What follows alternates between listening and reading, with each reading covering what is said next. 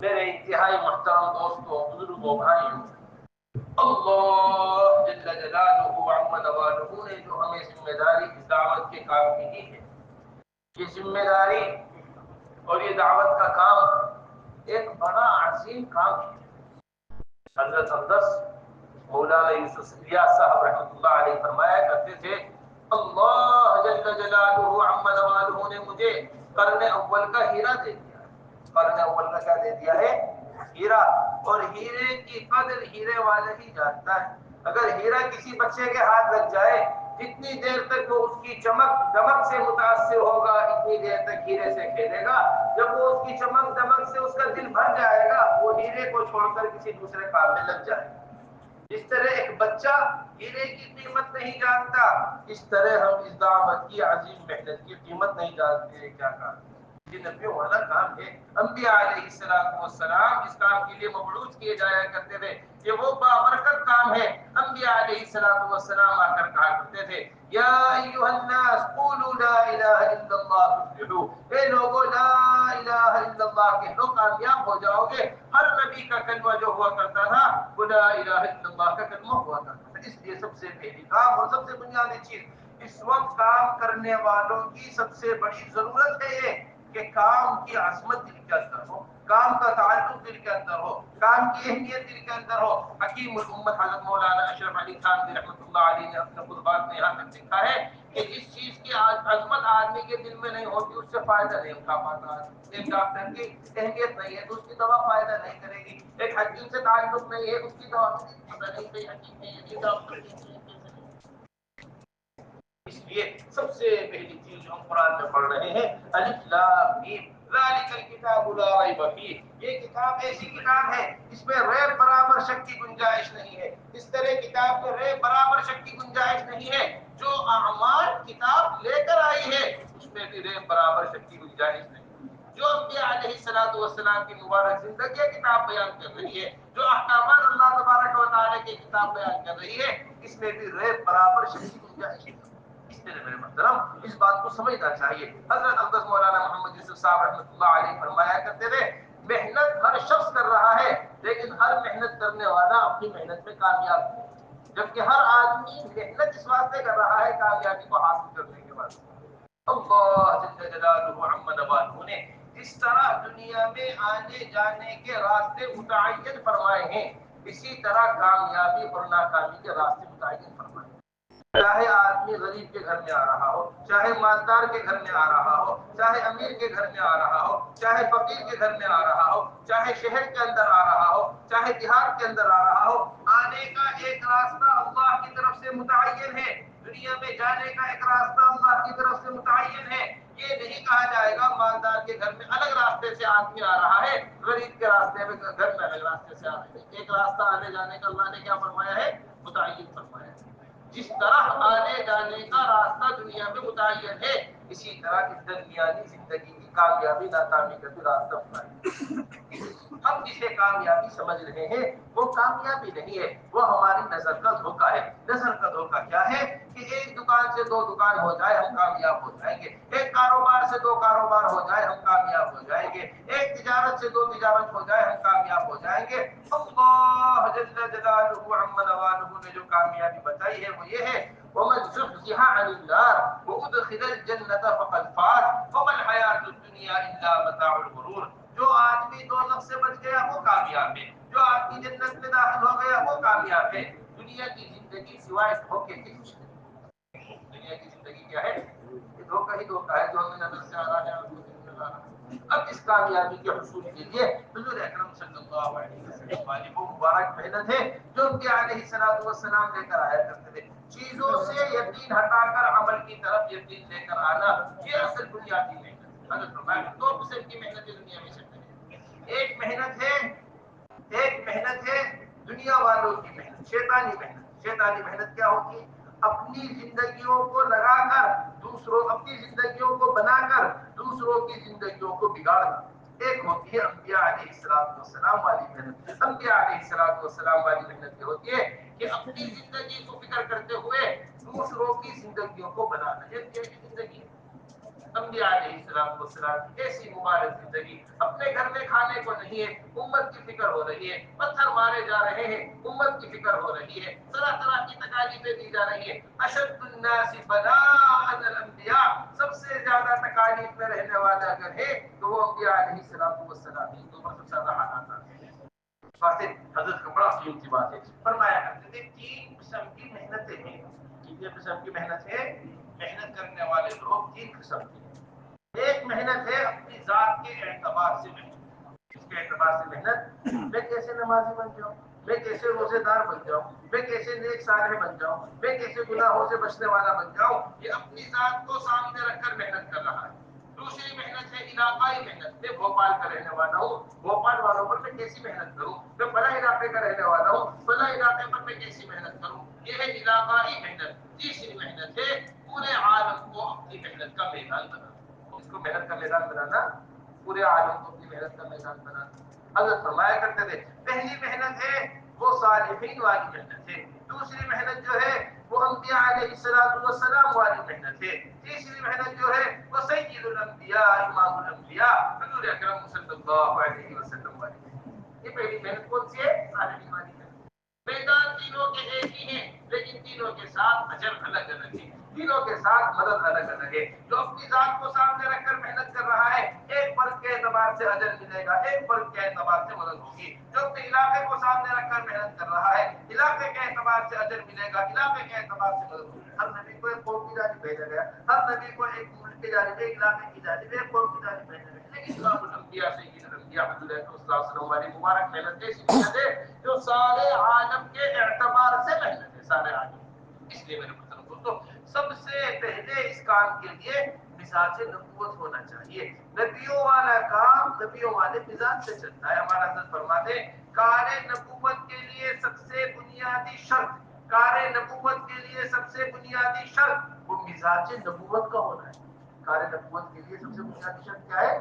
مزاج نبوت کا ہونا ہے۔ جب تک مزاج نہیں ہوگا نبیوں والا کام سمجھ میں نہیں آئے گا۔ دنیا کے چھوٹے چھوٹے شعبے اپنے مزاج سے ہٹ کر نہیں چلتے۔ ایک ڈاکٹر آدمی ہے وہ ڈاکٹری والا مزاج لے کر چلتا ہے، ایک انجینئر ہے وہ انجینئر والا مزاج لے کر چلتا ہے، ایک تاجر ہے وہ تاجر والا مزاج لے کر چلتا ہے، ایک کاشتکار ہے چھوٹی سی زمین ہے اپنی چھوٹی سی زمین وہ اس میں کاشتکاری کے مزاج سے کرے گا۔ یہ موسم فلاں چیز کا ہے، اس وقت پانی دینا ہے، اس وقت دانا ڈالنا ہے، اس وقت نگرانی کرنی ہے، اتنا انتظار کرنا ہے۔ جب اپنی ایک چھوٹی سی زمین پر اپنی مرضی سے کاشتکاری نہیں ہو سکتی، ساری دنیا کے اندر دین اپنی مرضی سے کیسے ہو سکتا ہے، اور پوری دنیا کے اندر دین اپنی مرضی سے کیسے آ سکتا ہے؟ اس بات کو اچھی طرح سمجھیں۔ اس واسطے جس طرح ہمارا جہت کا قبلہ بیت اللہ ہے، ساری دنیا میں اگر نماز پڑھی جائے گی تو بیت اللہ کی طرف رخ کر کے نماز پڑھی جائے گی۔ دنیا میں آپ کہیں بھی نماز پڑھ لیجئے، نماز کا قبلہ تبدیل نہیں ہوگا، چاہے بیت المقدس میں نماز کیوں نہ پڑھ رہے ہو۔ اس طرح جہت کا قبلہ بیت اللہ ہے، اسی طرح قیامت تک جوہد کا قبلہ مدینہ منورہ ہے۔ جوہد کا قبلہ کیا ہے؟ محنت کا قبلہ مدینہ منورہ۔ جب تک مدینے والی محنت نہیں ہوگی علاقوں کے اندر دینداری نہیں آئے گی۔ مدینہ منورہ کے اندر اعمال کی فضا تھی، مدینہ منورہ کے اندر اعمال کو لے کر حضرات صحابہ پھرا کرتے تھے۔ اس زمانے میں اپنے دین کے اوپر استقامت کے نہ ہونے کی سب سے بنیادی وجہ یہ ہے وجوہات میں سے کہ مسلمان نے اپنے دین کی طرف دعوت دینا چھوڑ دیا۔ مسلمانوں نے اپنے دین کی طرف کیا دینا چھوڑ دیا ہے؟ دعوت دینا چھوڑ دی مسلمانوں نے اپنے دین کی طرف، اور اپنے دین کی طرف دعوت دینا چھوڑ دینے کی وجہ سے دین کی اہمیت دلوں سے نکلتی چلی جاتی ہے۔ اس چیز کو مسلمان اس عمل کی طرف مسلمان بلانا بند کر دے گا، اس عمل پر جمنا بھی مشکل ہو جائے گا۔ اس عمل پر جمنا حضرات صحابہ رضی اللہ اجمعین اپنے پورے دین کے داعی ہوا کرتے تھے۔ حضرات صحابہ رضی اللہ اجمعین اپنے پورے دین کی طرف بلانے والے ہوا کرتے تھے۔ حضرات صحابہ رضی اللہ اجمعین دین کی دعوت ہونے کی وجہ سے باطل کی ہمت نہیں ہوا کرتی کہ انہیں اپنے دین کی طرف بلانے۔ حضرت فرمایا کرتے تھے انسان دو حال سے خالی نہیں ہے، یہ تو اپنے دین کا داعی ہوگا جو ہزار بار اللہ نہ کرے یہ باطل کا مدعو ہو کر رہ جائے۔ آج مسلمانوں نے سنتوں کی دعوت دینی چھوڑ دی، آج مسلمانوں نے لباس کی دعوت دینی چھوڑ دی، آج مسلمانوں نے نماز کی دعوت دینی چھوڑ دی، آج مسلمانوں نے زکات کی دعوت دینی چھوڑ دی۔ جو چیز مسلمان کی دعوت سے نکل رہی ہے وہ مسلمان کی زندگی سے نکل رہی ہے، وہ مسلمان کی زندگی سے نکل رہی ہے۔ چھوٹی چھوٹی چیزیں مسلمان کو تبدیل کر دیتی ہے. یہ مسلمان وہ تھا جو اکیلا پورے پورے علاقے کو تبدیل کر دیا کرتا تھا, پوری پوری قوموں کو تبدیل کر دیا کرتا تھا, چلنے والوں کے روحوں کو تبدیل کر دیا کرتا تھا. ایسا داعی تھا مسلمان اپنے دین کے اوپر, اور ایسا جمع ہوا تھا مسلمان اپنے دین کے اوپر کہ بڑی سے بڑی بات طاقت مسلمان کو سے ہٹا دی, بڑی سے بڑی بات طاقت مسلمان کو اس کے دین سے ہٹا دی. اس واسطے بڑی دین کی بات ہمارا حضرت فرماتے ہیں. کیا فرماتے ہیں؟ عبداللہ ابن حذافہ رضی اللہ عنہ کا واقعہ بیان کرتے ہیں. کیا کہتے ہیں؟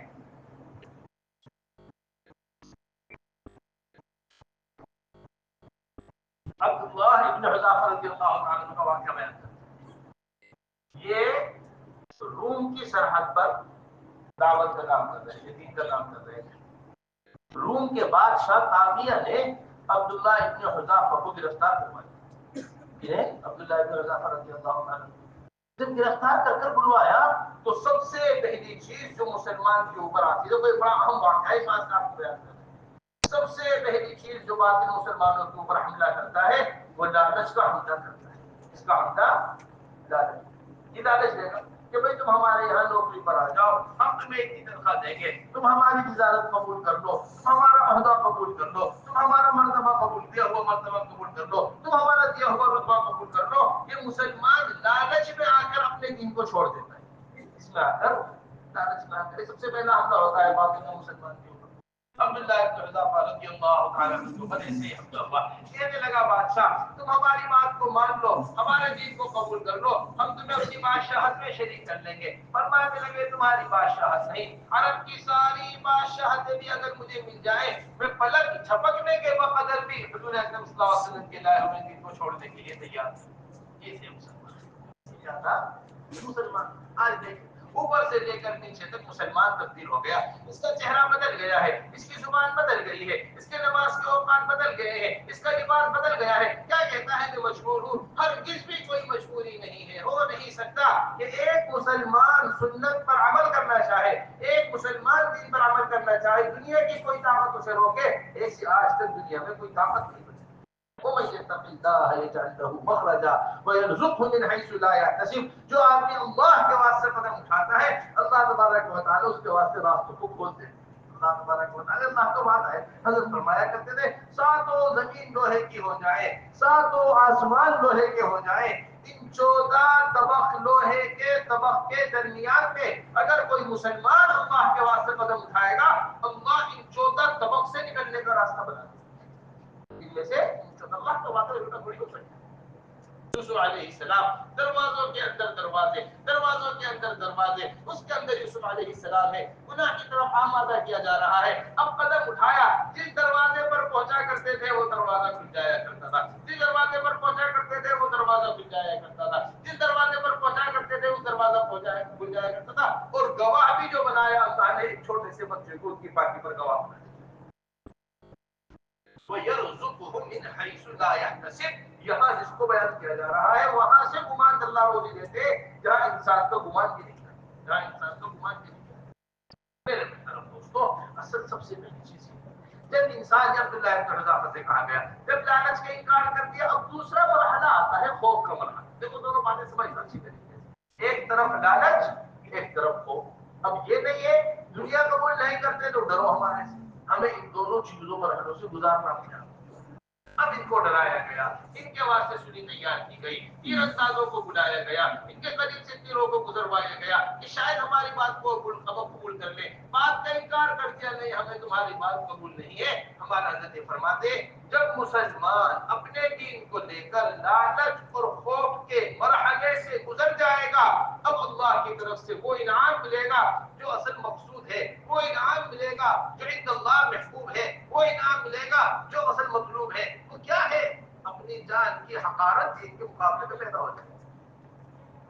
اپنی جان کی حقارت, جس دن اپنے دل کے اندر جان کی حقارت پیدا ہو جائے نا, اس دن دیکھو کیا مزہ ہے زندگی گزارنے. میری دکان کی کوئی حیثیت نہیں, میرے کاروبار کی کوئی حیثیت نہیں, میرے بیوی بچوں کی کوئی حیثیت نہیں, میرا سب کچھ اللہ کے لیے قربان ہے. یہ ہے اصل جان کی حقارت. میری اپنی جان کی حیثیت نہیں ہے دین کے مقابلے میں. یہ اللہ کا رضا پائے.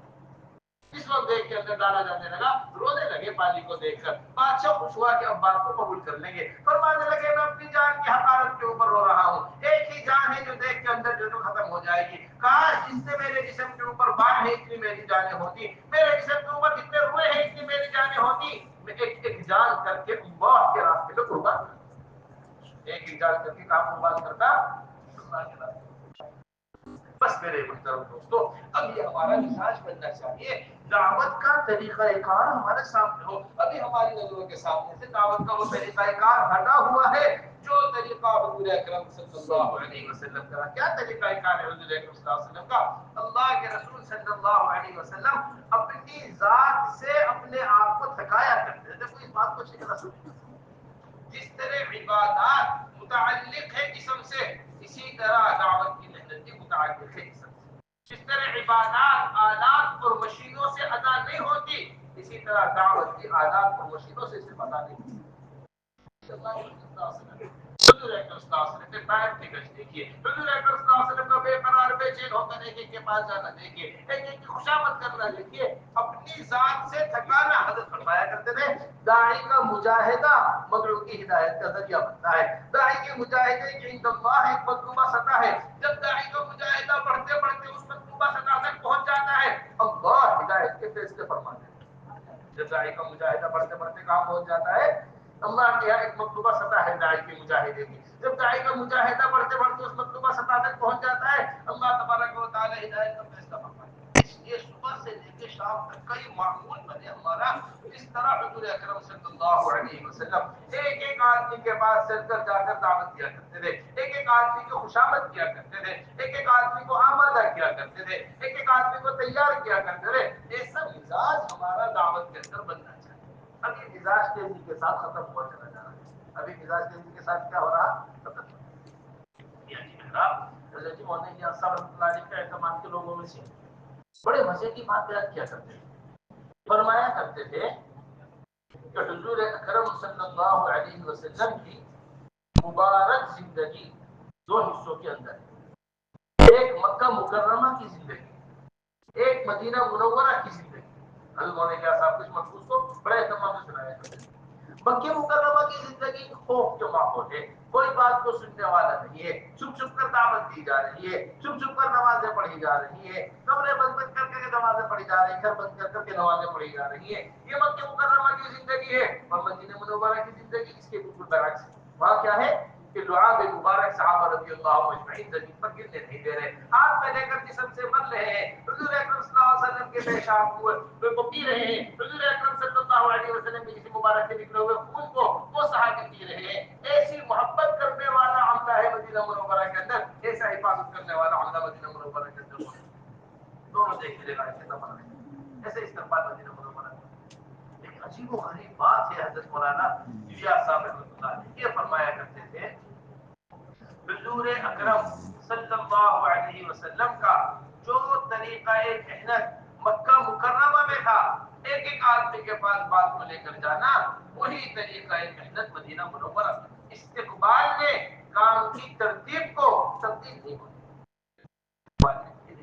مکے میں جا کر اللہ دوسری کو دعوت دے رہے ہیں. مکے میں حضور اکرم صلی اللہ علیہ وسلم ایک آدمی کو جا کر دعوت دے رہے ہیں. حیات صحابہ کا حضرت نے بڑے مزے کا واقعہ نقل کیا ہے، بڑا عجیب و غریب عبرتناک واقعہ نقل کیا ہے. یہ جو حضور اکرم صلی اللہ علیہ وسلم کی دعوت ایک مرتبہ دعوت دینے کے واسطے گئے، تین کفار کھڑے ہوئے. اللہ کے رسول صلی اللہ علیہ وسلم نے ان کو دعوت دی. تینوں نے حضور اکرم صلی اللہ علیہ وسلم کی بات کا انکار کیا، بڑی سختی سے انکار کیا. ایک نے کہا کہ میرے فنا فنا دادا ہے دنیا سے رخصت ہو گئے، اگر وہ دوبارہ زندہ ہو کر آ جائیں اور آپ کے بات کے اوپر قبول کر لیں تو میں آپ کی بات کو قبول کر لوں گا.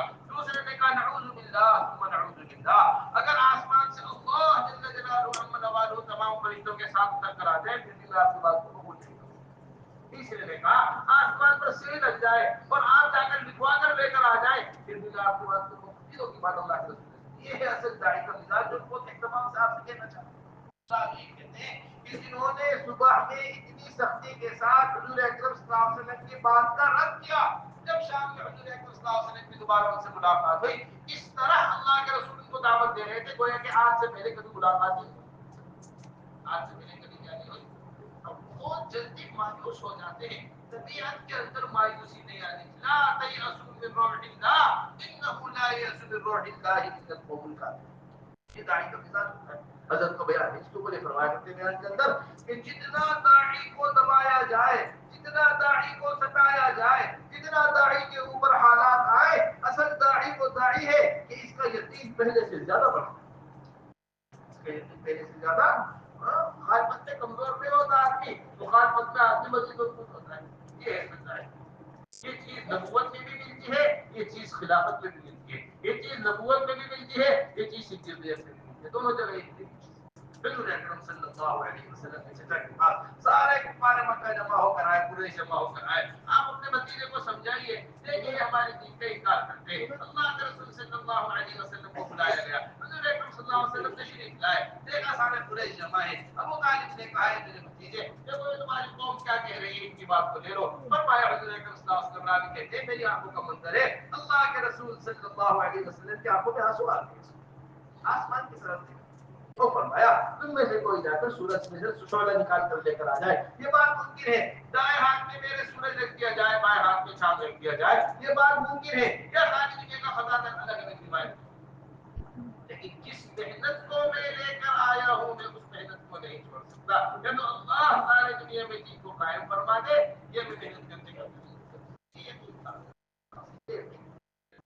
راوی کہتے ہیں اللہ کے راستے سے واپس آئے. حضور اکرم صاحب چہرے کے اوپر مٹی کے آثار, کپڑوں کے اوپر مٹی کے آثار. بیٹی دیکھ کر رونے لگی, ابا جان کب تک یہ ہمارے ساتھ ہوتا رہے گا, کب تک ہم یہ کرتے رہیں گے. اے میری بیٹی مایوس نہ ہو, کوئی کچا پکا گھر ایسا باقی نہیں رہے گا جہاں اللہ میرے باپ کا دین داخل نہ کر دے. عزت والے عزت کے ساتھ قبول کریں گے, جو عزت کے ساتھ قبول نہیں کریں گے ذلیل و رسوا ہو کر بات کو قبول کرنا پڑے گا. خلافت میں ملے گی آپ صدیق ابوبکر رضی اللہ عنہ, عمر بن خطاب رضی اللہ تعالی عنہ منع کر رہے, عثمان غنی رضی اللہ تعالی عنہ منع کر رہے, انصار منع کر رہے, مہاجرین منع کر رہے. اس زمانے میں آپ بیٹھ کر سوچئے چاروں طرف انتقام کا ماحول پھیلا ہوا ہے, ایسے میں ابوبکر رضی اللہ تعالی عنہ جماعت کو روانہ کر رہے, اور کیسی مضبوطی کے ساتھ جماعت کو روانہ کر رہے, رسی برابر بھی کسی نے زکات کو روکا تو اس کے لیے بھی جماعت کو روانہ کر. یہ عزم تھا ابوبکر رضی اللہ عنہ. اب راوی یہ کہتے اس کے بعد یہ نتیجہ نکل کر آیا, میں مدینہ منورہ میں داخل ہوا, ایک آدمی کا چہرہ چوم رہا ہے بے قرار ہو کر, بے چین ہو کر. میں نے پوچھا کون ہے یہ چہرہ چومنے والا؟ کہنے لگے عمر بن خطاب رضی اللہ تعالیٰ عنہ چہرے کو چومنے والے. کس کا چہرہ چوم رہے ہیں؟ ابوبکر رضی اللہ تعالیٰ عنہ کا چہرہ چوم رہے ہیں, اور چہرہ چوم کر کہہ رہے ہیں عمر اور آل عمر کی ساری نیکیاں لے لو, اپنی زندگی کی ایک رات اور ایک دن مجھے حیات صاحب حضرت نے. وہ ایک رات جس رات آپ نے غار ثور میں حضور اکرم صلی اللہ علیہ وسلم کے ساتھ گزاری تھی راتوں میں سے, اور وہ ایک دن جس دن اللہ کے رسول دنیا سے رخصت ہوئے, اللہ نے آپ کے ذریعے امت کو سنبھالا. تو دل کے اوپر بات کو لیجیے سنو, اپنے آپ کو ڈالنا اس محنت کے اوپر ہے جس پر حضور اکرم صلی اللہ علیہ وسلم چھوڑ کر گئے. یہ ہمارے کام کا مقصد ہے, یہ ہمارے کام کی بنیاد ہے, یہ ہمارے کام کی منزل ہے. یہ اچھی طرح سمجھ کر جائیے. جب آدمی سفر کو شروع کرتا ہے دو چیزوں کو بنیاد بنا,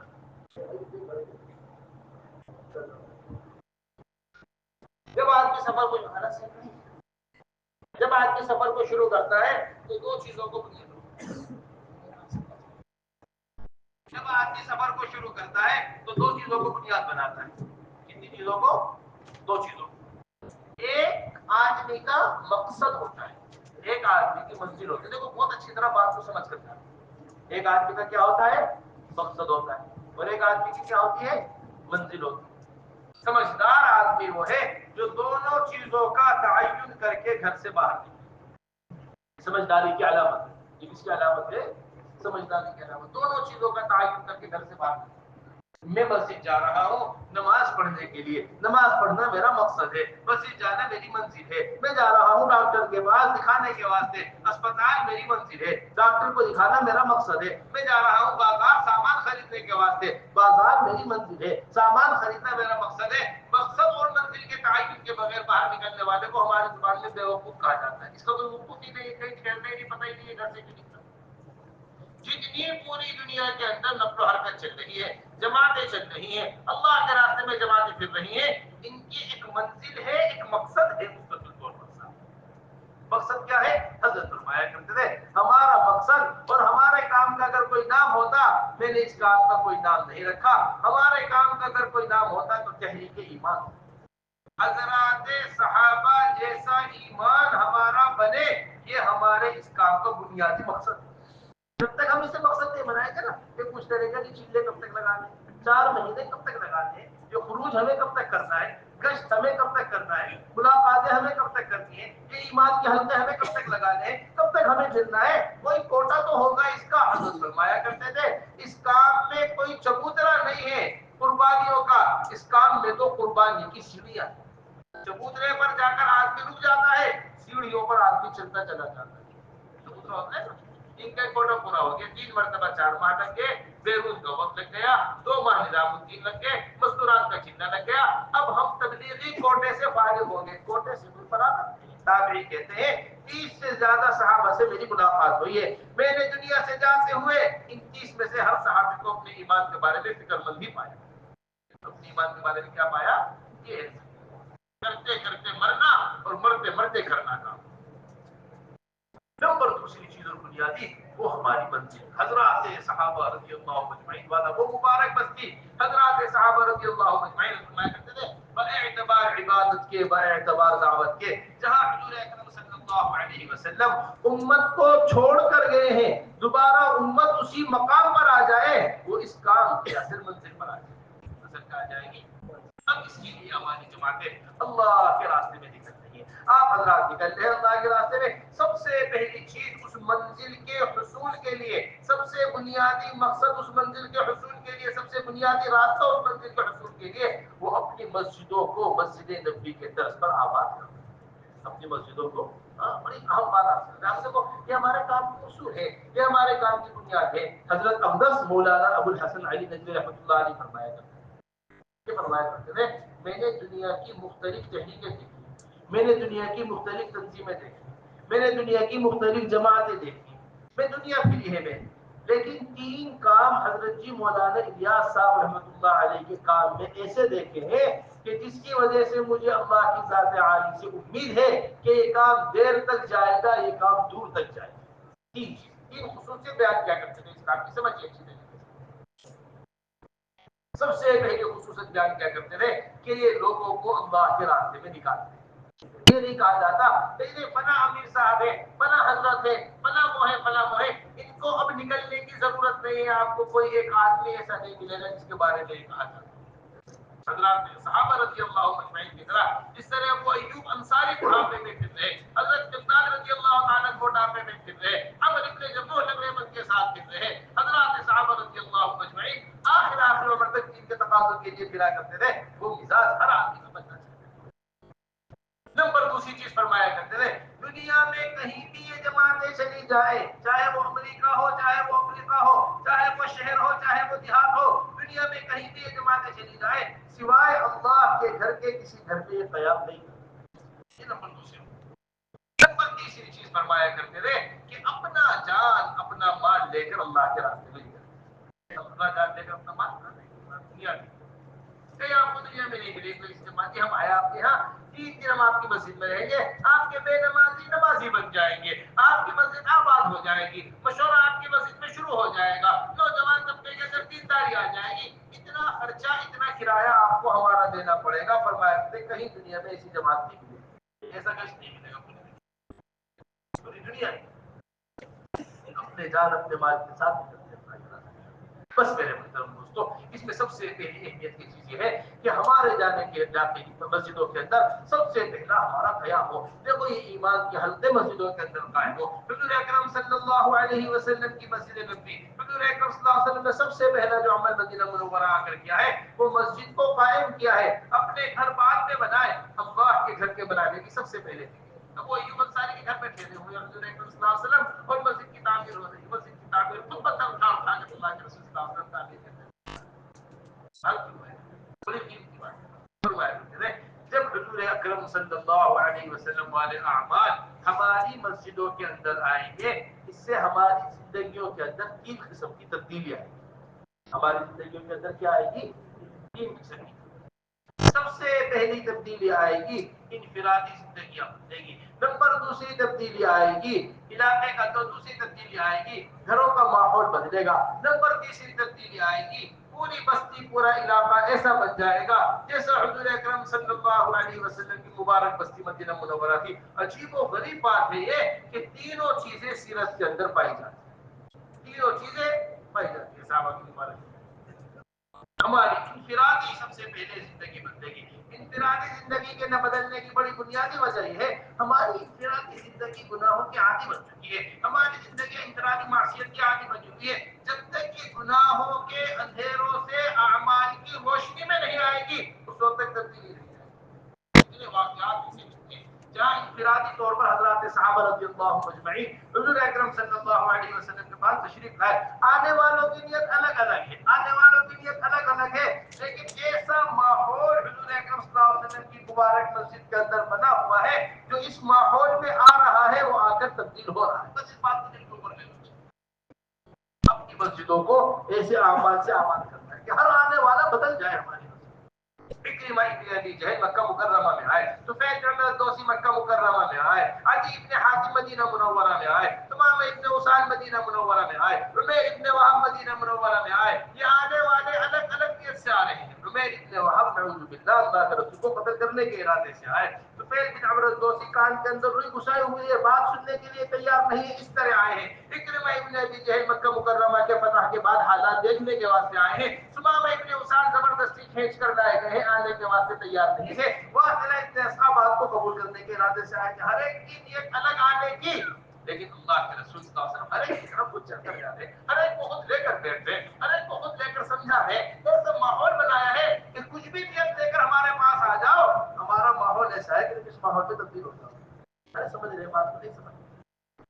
عمیر ابن وہب مکہ مکرمہ سے چلے گئے، اب تم میرا قرض ادا کر دو، میں مدینہ منورہ جا رہا ہوں۔ جیسے ہی مدینہ منورہ پہنچے عمر بن خطاب رضی اللہ تعالیٰ عنہ نے ان کو پکڑ لیا، ہاتھ میں ان کی تلوار اللہ کے رسول کے پاس لے کر آئے۔ اللہ کے رسول صلی اللہ علیہ وسلم نے عمیر ابن وہب کو بلایا، اے عمیر آؤ ہمارے قریب آؤ، اے عمر چھوڑ دو عمیر کو، قریب لا کر بٹھائے۔ عمیر کیسے آنا ہوا ہے؟ یا رسول اللہ میں تو اپنے رشتے داروں سے ملنے کے واسطے آیا ہوں۔ اے عمیر تلوار کیوں لے کر آئے ہو؟ یہ تلوار تو بہت بری چیز ہے، اس نے ہمارے آپ کے درمیان بڑی دوریاں پیدا کر دی ہے۔ اے عمیر کعبے کے پردے کے پاس فلاں کافر سے کیا وعدہ کر کے آئے تھے؟ فوراً کہنے لگے اشہد ان لا الہ الا اللہ واشہد ان محمد رسول اللہ۔ میں آپ سے کیا عرض کروں؟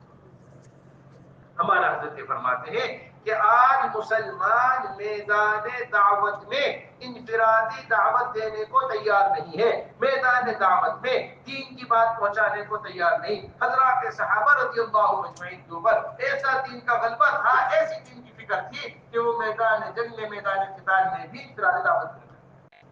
ایک طرف جنازہ کا گھوڑا ہے، ایک طرف خالد بن ولید رضی اللہ تعالیٰ عنہ کا گھوڑا ہے۔ خالد بن ولید رضی اللہ تعالیٰ جنازہ سے کہہ رہے اے جنازہ اگر تم نجات کا کلمہ پڑھ لیتے تو تمہیں بھی نجات مل جاتی۔ ایسے دونوں کے گھوڑے بھی گلے ملے ہوئے ہیں۔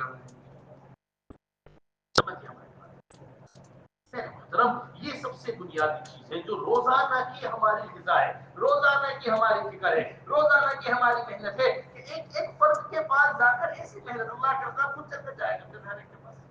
واصل ابن اسقر کہتے ہیں کہ میں جس وقت مدینہ منورہ میں آیا، مسجد نبوی کے اندر میں سب سے پیچھے صف کے اندر میں آیا تو سب مسجد کے اندر موجود تھے، نماز پڑھتے ہوئے، نماز میں شریک ہو گئے، نماز کا سلام پھیرتے حضور اکرم صلی اللہ علیہ وسلم نے دیکھا کہ ایک نیا آدمی میری مسجد کے اندر آیا ہے، اس نئے آدمی کی طرف اللہ کے رسول خود چل کر گئے، نئے آدمی کی طرف اللہ کے رسول خود چل کر گئے۔ مسجد میں حملہ موجود ہے، ذمہ دار موجود ہے، صحابہ موجود ہیں، یہ تم فلاں دیکھ لو، یہ خود جا رہے ہیں اللہ کے اے واصلہ کیسے آنا ہوا ہے؟ یا رسول اللہ بات کو قبول کرنے کے لیے آیا ہوں۔ اے واصلہ تمہارا آنا بے حد مبارک ہو۔ اے واصلہ ذرا بتاؤ تو صحیح کون سی ہجرت کرو گے؟ یا رسول اللہ کون سی ہجرت افضل ہے؟ یہ ایک نئے آدمی کی تشکیل اللہ کے رسول صلی اللہ علیہ وسلم کر رہے ہیں، خود لے کر بیٹھے ہوئے۔ محترم دوستو ان باتوں کو دل کے اوپر لیجیے اچھی طریقے سے۔ یہ ایمان کے حلقے، یہ تعلیم کے حلقے، یہ فرشتوں کے پروں میں جا کر بٹھانا ہے اور ان فرشتوں کے پروں سے تبدیلی آتی ہے۔ ابھی ہماری تحریر سے دیکھ روایت کے اوپر وہ اپنے سقیف کی آمد